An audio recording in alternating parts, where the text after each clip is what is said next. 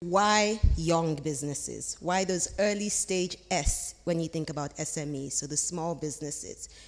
First of all, private sector and those SMEs truly are the catalytic force when you think about modernization and industrialization of agriculture.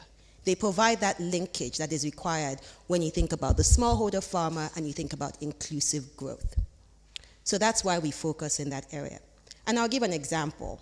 One of the companies that we invested in, which is one that we incubated from my ideas, is the Newly Juice company, which the president of the ADB mentioned earlier on when he was speaking.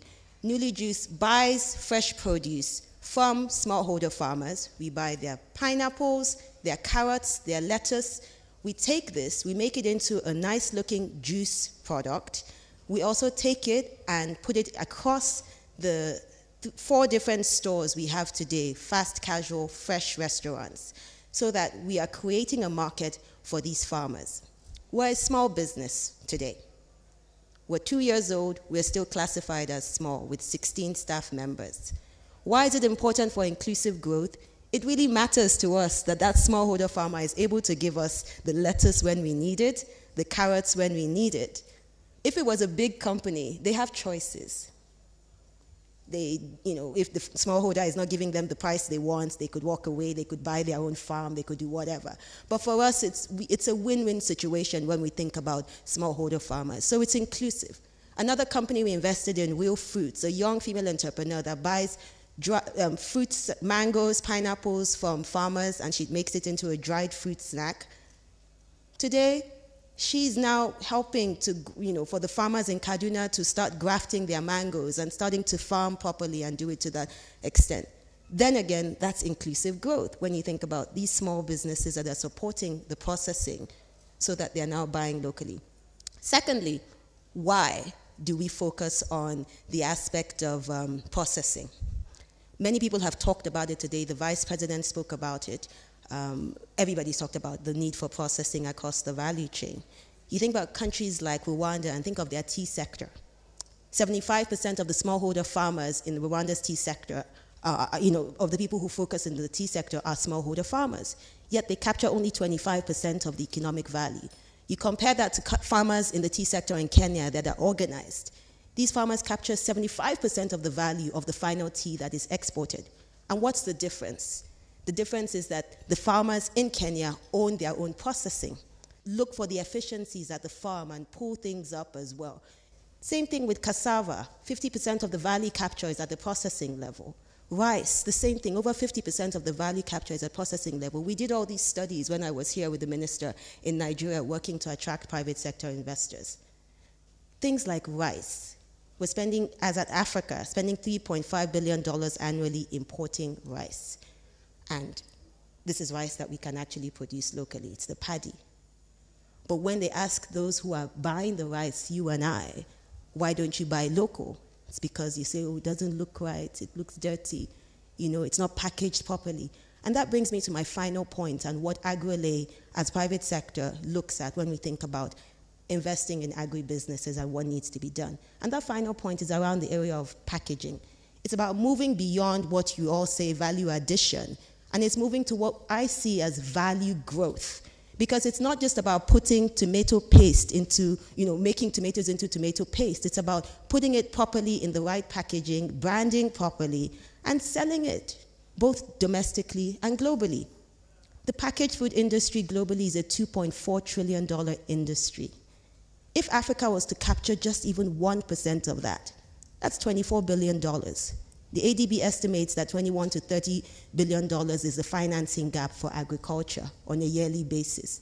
So imagine if today we were supposed to just capture 1% of the packaged food industries, where you start seeing made in Africa teas, rice, tomato sauces, pasta, sitting on the shelves of Whole Foods, Trader Joe's, whatever, Tesco's, in other countries. Just 1% of that $2.4 trillion packaged food industry, which is agriculture. We can suddenly start dealing and earning foreign exchange that we didn't see possible.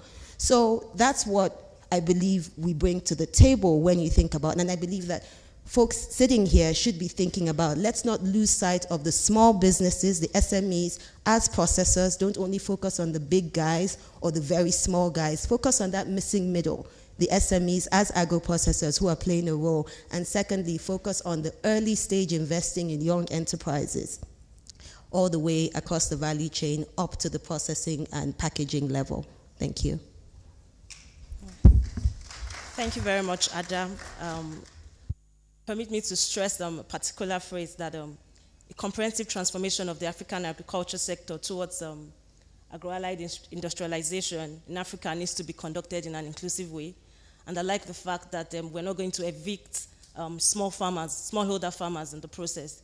So thank you for procuring your raw materials from these farmers. And so over to you, Dr. Chiji Ojukwu. As the anchor of the Feed Africa initiative at the bank, please share with us the bank's perspective on inclusive agro-allied industrialization in that respect. Thank you. Thank you very much, Evelyn. I think the president of the African Development Bank said a lot about Feed Africa.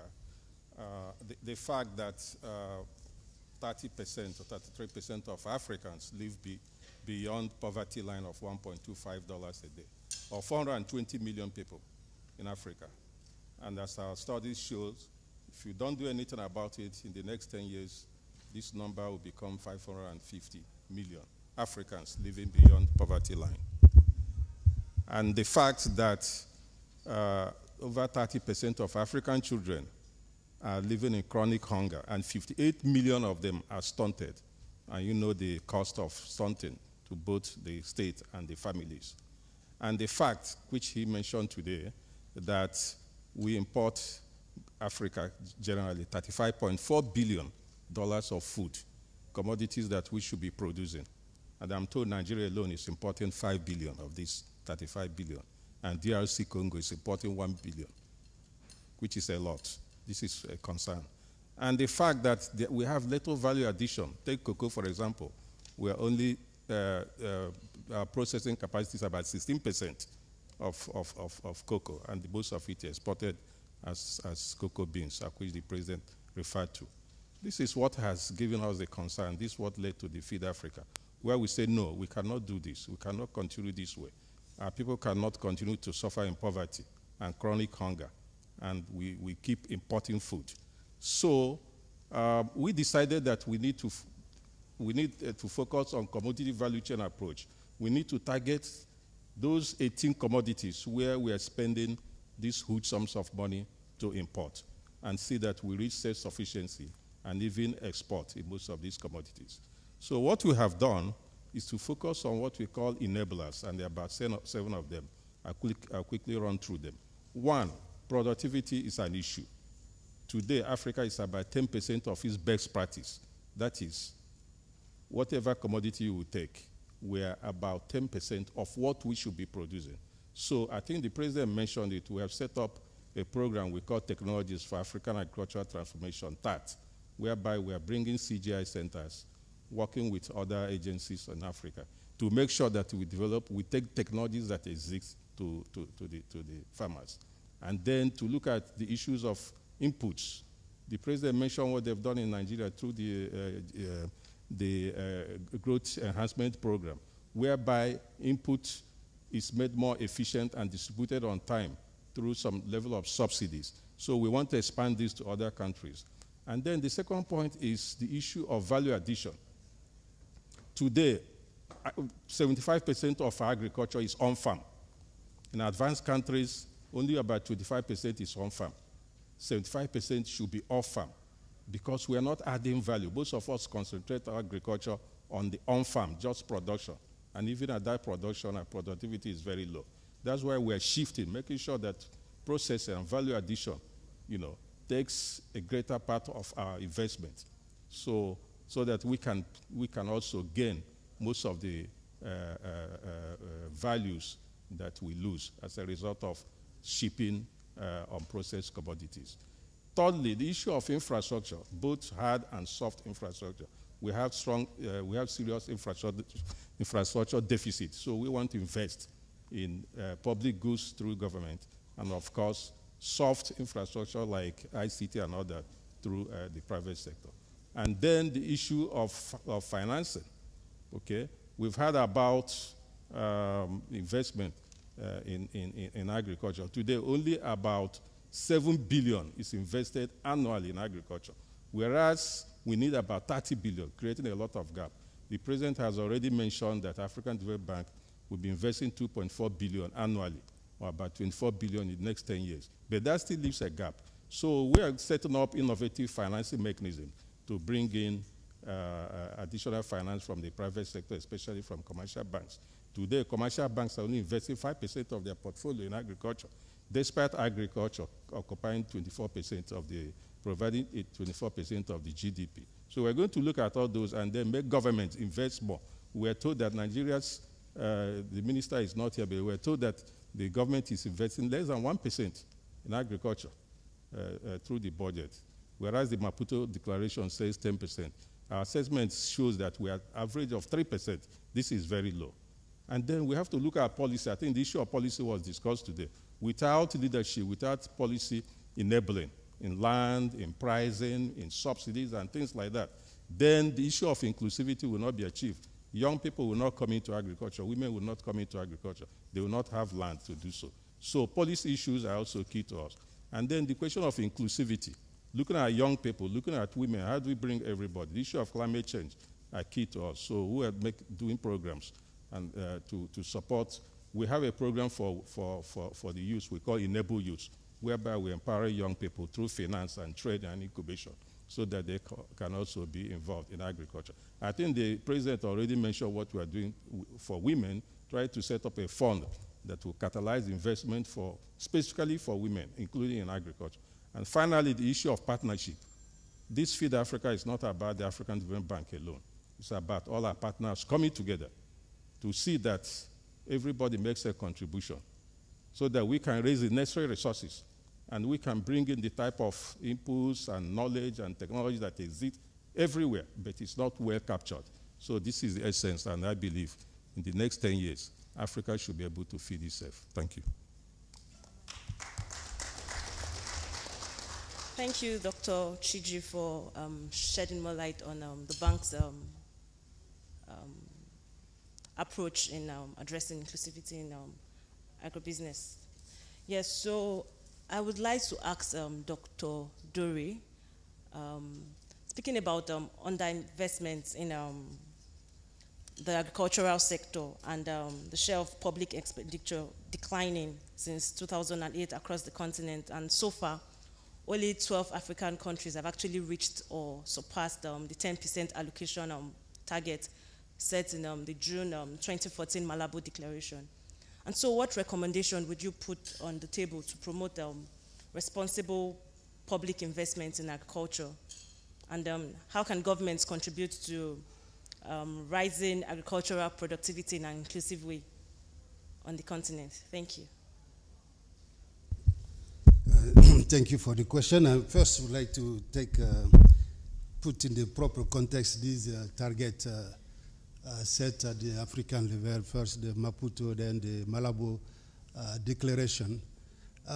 Clearly, if you look at why the African leader tried to push government to put more into agriculture, it came from the notion that this is a sector where, left by itself, will not be able to attract the needed financing to thrive. Speaker before me have highlighted the riskiness of the sector, which need to be tackled before you can even hope to bring any investment. So they set this target to say, look, the classical economic theory suggests if you have a market failure, government has to step in. So by bringing the kind of investment they set to be 10% of the national budget, they believe this can resolve the problem. But what do we know? As you say rightly, few countries have met that target, and we do know essentially that this is not a panacea. What agriculture is today is sort of a business, maybe my sister here has already talked to that, where you're looking at private investment. You're looking essentially at a sector that needs to be taken up by private investment. And so that would require government to do different things than just putting money. government need to incentivize, government need to create the regulatory environment, the government need to certainly devise scheme that would de-risk the sector. Mr. Chiji talked about the NISAL earlier on, which is a mechanism by which you can get to crowd in commercial banking lending for the sector. So essentially, what the government has to do is a lot. But we have to be mindful that the way you drive this process of agro-industrialization to really transform this sector, you also need heavy investment that the private sector may not be able to bring into. So this is why I think, as you mentioned, the decline in the public investment, this is worrisome. But if you are a government, you're sitting there as a Minister of Finance.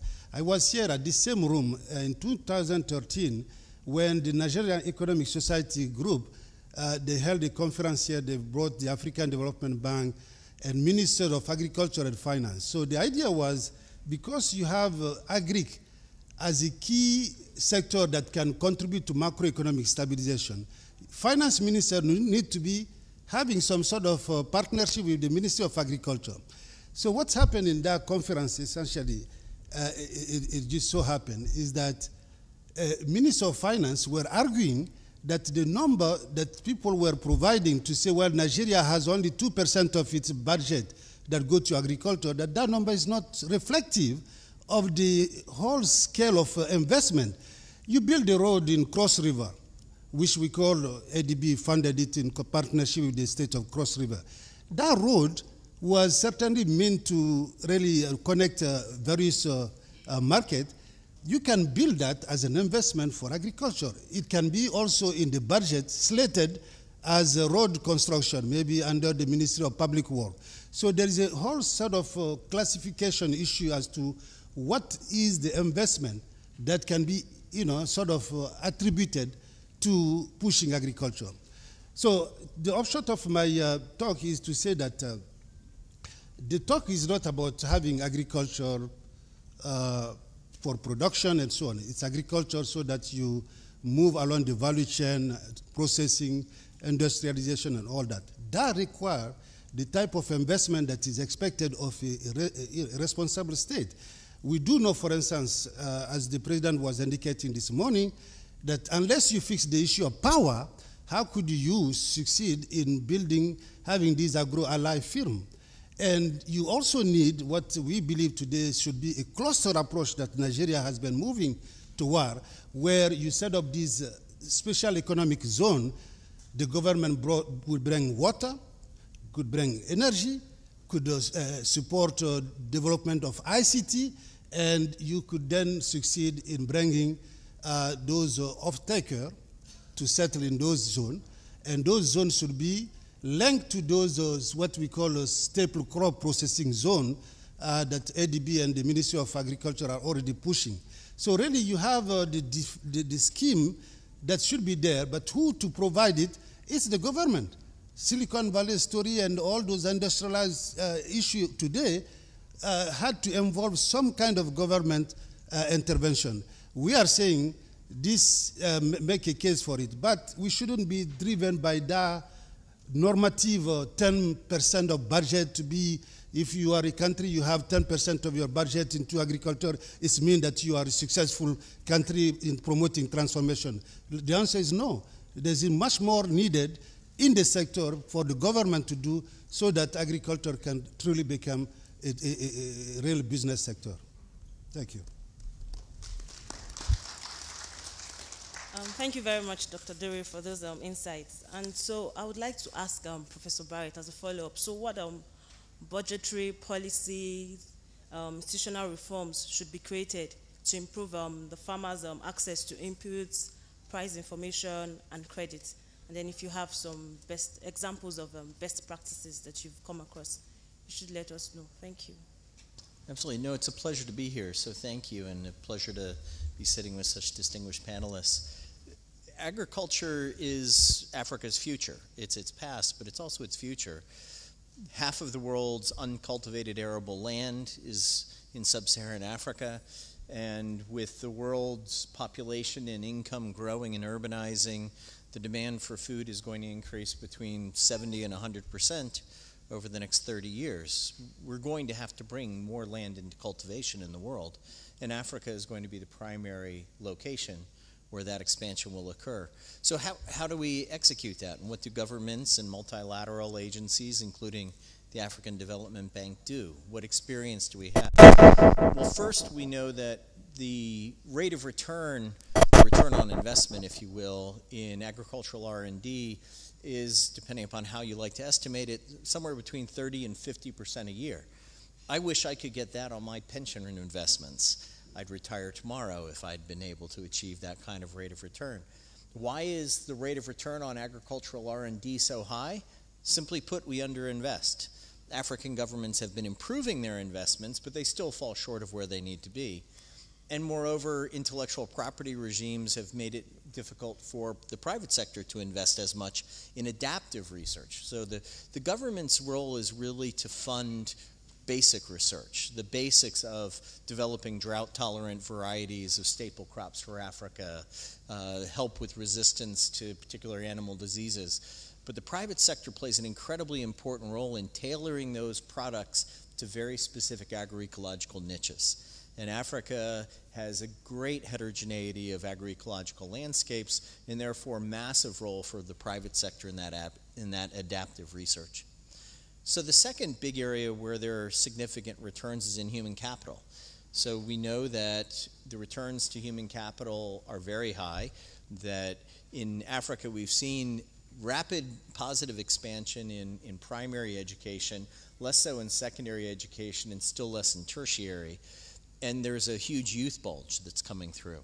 So what are we going to do with an undereducated workforce? Well, first of all, agriculture can absorb part of that, but you really need the educational system to support the post-harvest value addition of the sort that my colleagues have just discussed. That doesn't require completing PhDs in economics. That requires good, solid training in applied disciplines, in food science, in farm management, etc., so that people can skillfully use the resources available here. Government plays a central role in providing education because it's a public good. We all benefit from it. Third, transport systems. I completed with one of my former students a study that was published earlier this year that generated a really striking result. When we look at maize prices across East Africa, across multiple countries in East Africa, and we look at how they respond to global maize market price shocks, and we look at how they respond to global oil price shocks. Food prices, maize consumer prices in landlocked areas of East Africa respond more quickly and more vigorously to an oil price shock than to a maize price shock. Why is that? Transport. Simply put, the African value chain is long and terribly expensive. It also means that the African consumer is especially vulnerable to fluctuations in oil prices that, when oil prices go up, add to the cost of food. So improving the transport infrastructure, improving competition in the transport sector to bring costs down are, again, very important roles for government to help crowd in private investment. Finally, conserving the natural resource base on which agriculture depends is really crucial. The famous American author in the 19th century, Mark Twain, once remarked, "Invest in land, they're not making it anymore." And that's true. You know, land is increasingly valuable with population growth, with growing productivity of agriculture, but we are also losing the value of land. Land degradation, soils degradation is a very serious challenge. And soils degradation is a challenge in part because it's very hard for farmers to know exactly what they need to do to retain the organic matter and critical minerals in their soils. In the United States, when the U.S. government introduced the soil conservation programs in the mid-1930s, in the midst of what was known as the Dust Bowl, what today we would call desertification. So 80 years ago, we faced similar problems in the United States. And we immediately saw a significant growth in the rate of total factor productivity growth in agriculture. simply by providing the information and technical assistance needed for farmers large and small to conserve the crucial soils on which the entire sector depended.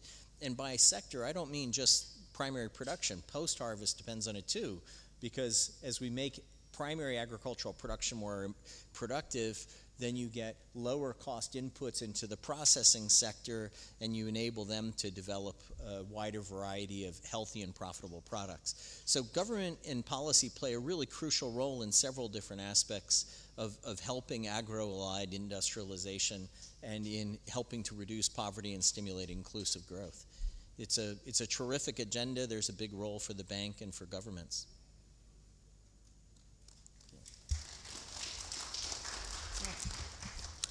Thank you very much, Professor Barrett. And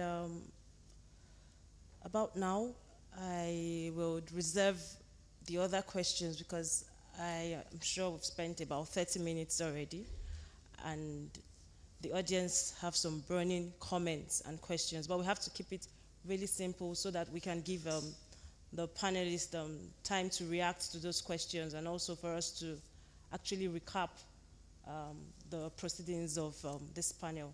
And so we have 4 panelists, right? And okay, so I would open the floor to just 5 comments or questions, as it may be, 5. And I think we have some microphones to, oh, the person has to walk up here. That will take time. Okay. What? Okay.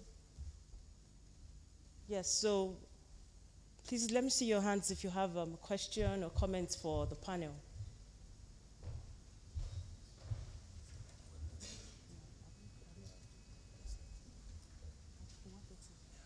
That's fine. Okay.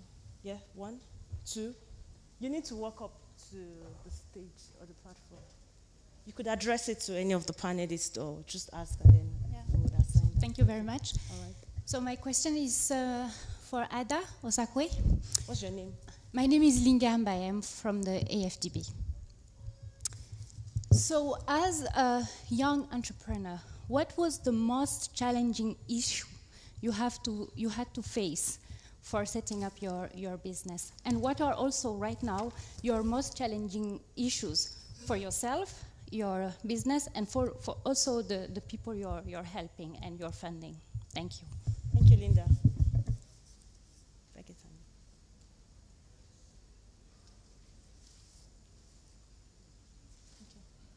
Wahid, yeah, please. Yeah, good afternoon all. Yeah, my name is Akonde Olalekan Paul. I work for Institute of Export Operations and Management here in Nigeria. Yes, I'm an agribusiness by profession, and I love what you guys have said today so much. But the issue of inclusiveness in agriculture is so much that if we don't take the smallholder into the value chain, we have not started. Directly what Ada was telling us, what they started, they are looking directly at smallholder, because what I do almost every day, I work with the smallholder farmers.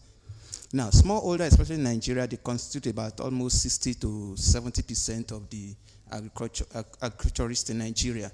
So, my question is, as a farmer, I was born on the farm, I was raised on the farm.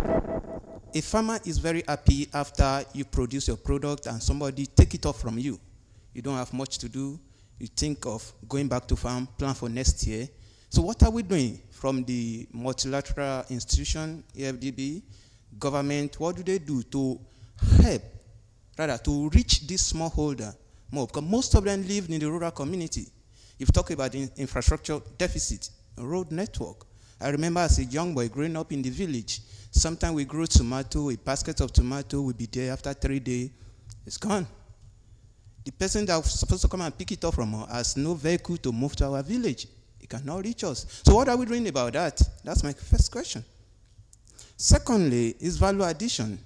Yeah, I'm happy Ada said it that is going from value addition to value growth. We should think more of investing or financing more in the value addition or value growth. Thank you very much. Okay, thank you very much. my question is that we've been discussing about youth mobilization and engagement, and also the importance of training. I would like to ask that what strategy do we want to put in place for grassroots mobilization, especially from the institution level, rather than waiting for them to be a graduate? Thank you very much. Your name, please. My name is Wahid Oni. Thank you. Can I still take 2 more questions? Okay. The moderator in the crowd, can we just take 1 more, please? All right, sir, please.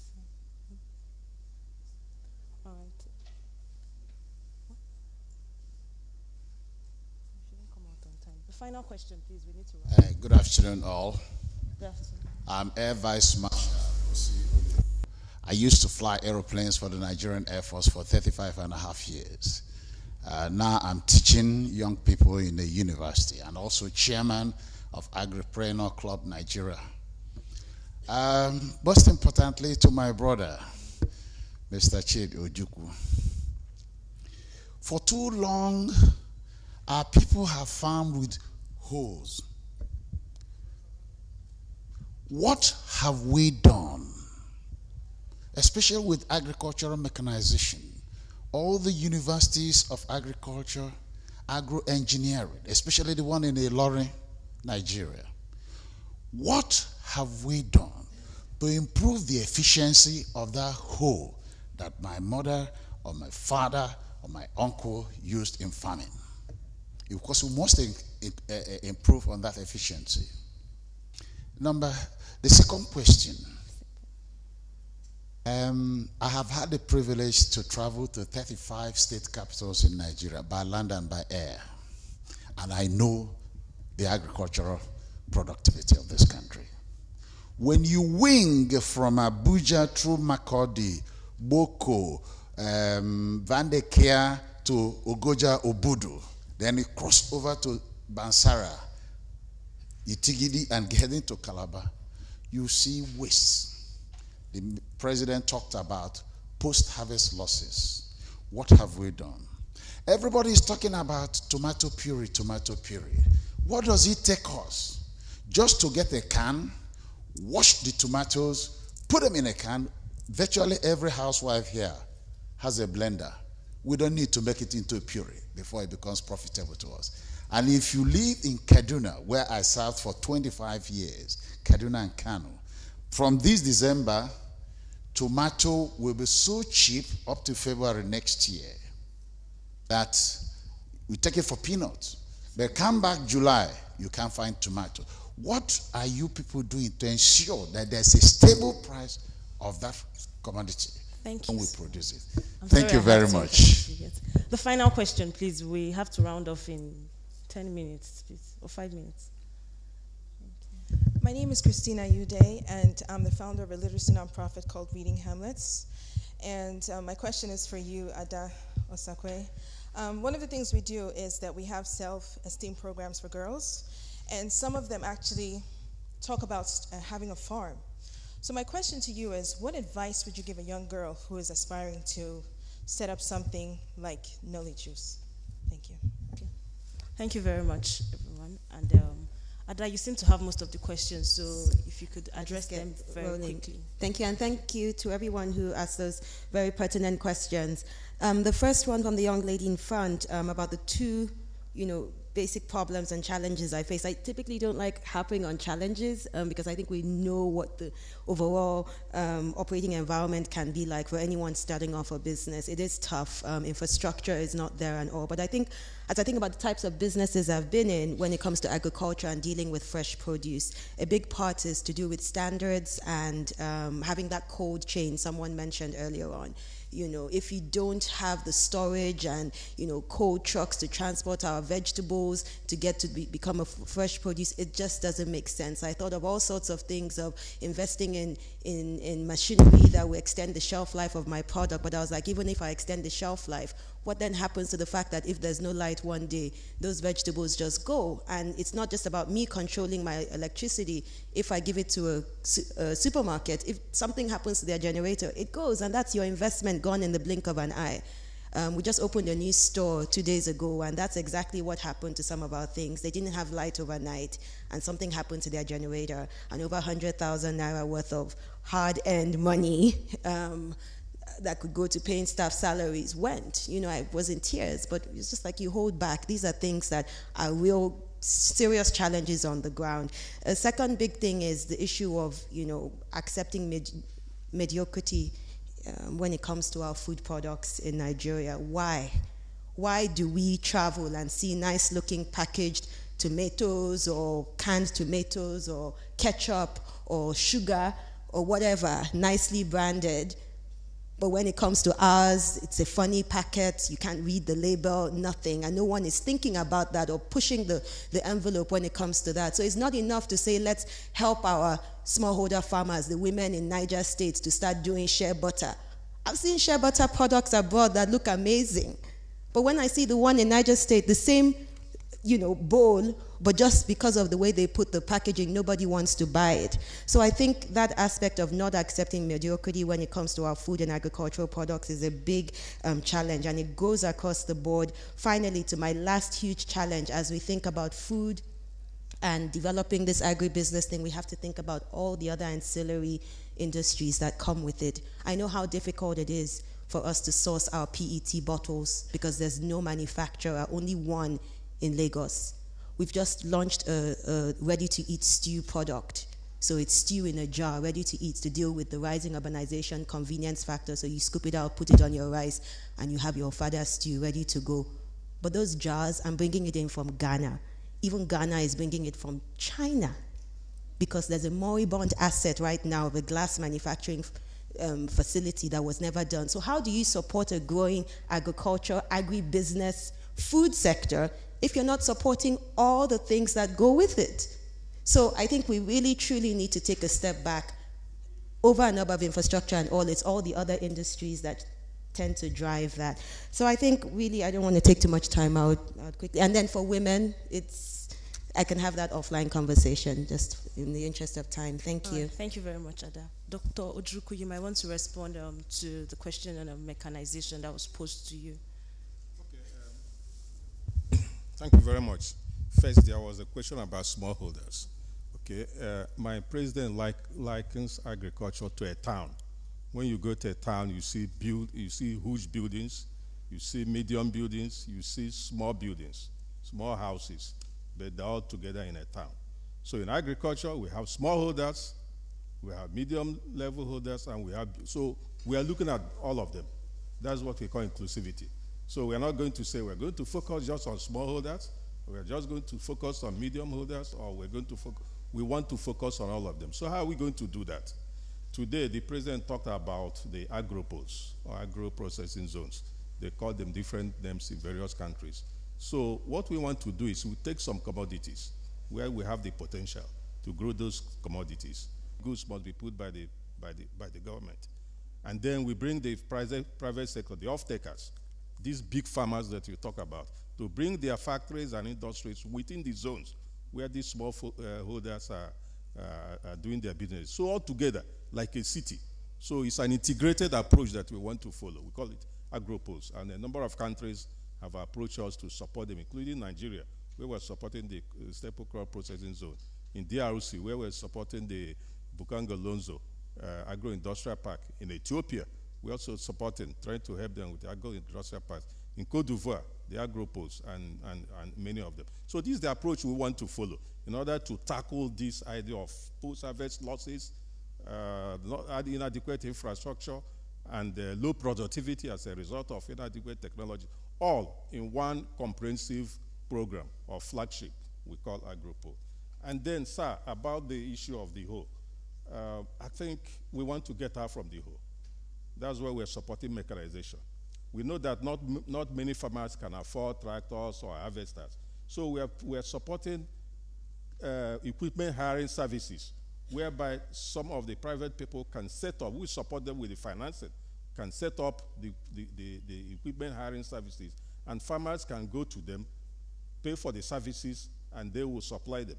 I was in Uganda last week where I was told government is distributing millions of hoes. And I told them that you are taking us back. because African Union said that hoes should go to the archives, and here you're promoting hoes. We cannot be productive by asking our farmers to continue to bed down using hoes, and 1 hectare that they should do in 1 day, they do it in 1 month. By the time they finish tilling, the season has gone. We want to move out from that. We want to promote mechanization, and the African Development Bank had a flagship on mechanization, which we want to take to various countries. Thank you. Thank you very much, Dr. Ojukwu. And I would like Dr. Dore and Professor Barrett to probably, address some other issues that were not addressed, and then give some concluding statements as we round off this session. Just quickly, coming back on the smallholder plight. It's not just an issue of infrastructure, and which is basically done by us, the government, in terms of, if you look at the Agricultural Transformation Support Program by the ADB, the first component of that program is really providing the required infrastructure, irrigation, dam, small borehole, and all those, so that the smallholder can have a need to expand. But the real issue in addressing holder farmer is the issue of market. And this is why you heard somebody talking about today to the governor, the Minister of Agri, of this Anchor borrowing program that the government did in Kebbi State, I believe. These are the kind of approach which the bank also is doing through, obviously, the agro-pole concept, where you get a big investor in the zone who really cater to the need of, as a market to act, to get the produce of this small farming. So I think that approach, to some extent, go a long way toward, bringing business to that level, because they would feel part of the value chain development. Everything starts with the production. So, but you produce, you don't have a storage facility, you get all those post-harvest loss that we've been talking about. But the issue of having anchor investor in the zone, which is what Dangote is doing in Kano, I believe, on the issue of tomatoes, these are the approach that I believe are essential to address the smallholder plight in agriculture. Thank you. Thank you. I guess I would just add very briefly, it's important to keep in mind as we talk about smallholders that it is important to reach the smallest farms across the continent. I submit that the best agents to do that are the private sector. There's a much better track record on the part of Nestle, Coca-Cola, Unilever. They hit every village in the world. The private sector is typically much more cost-effective at reaching rather small villages and individual consumers and consumers of inputs in agricultural production than is government. So it's really about empowering the private sector. And second point, remember that very few smallholders wish to remain smallholders. They typically want to grow their farms, or they want an orderly, voluntary exit from agriculture. Part of the structural transformation is that fewer people farm.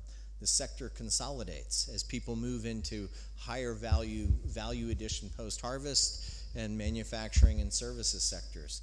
So while we do need to target the smallholder farmer with appropriate technology, supportive policy, that needs to really be driven by the private sector, and it needs to be, above all, with an eye towards helping smallholders ensure that their children live a more productive, more remunerative, and less demanding lifestyle than the parents. All right, thank you very much. Distinguished ladies and gentlemen, I'm told our time is up, and we've achieved so much despite the impossible, or the time was not on our side, but yet we achieved so much. So I want you to please appreciate the panelists with me, and then thank you very much for participating in this session. Thank you.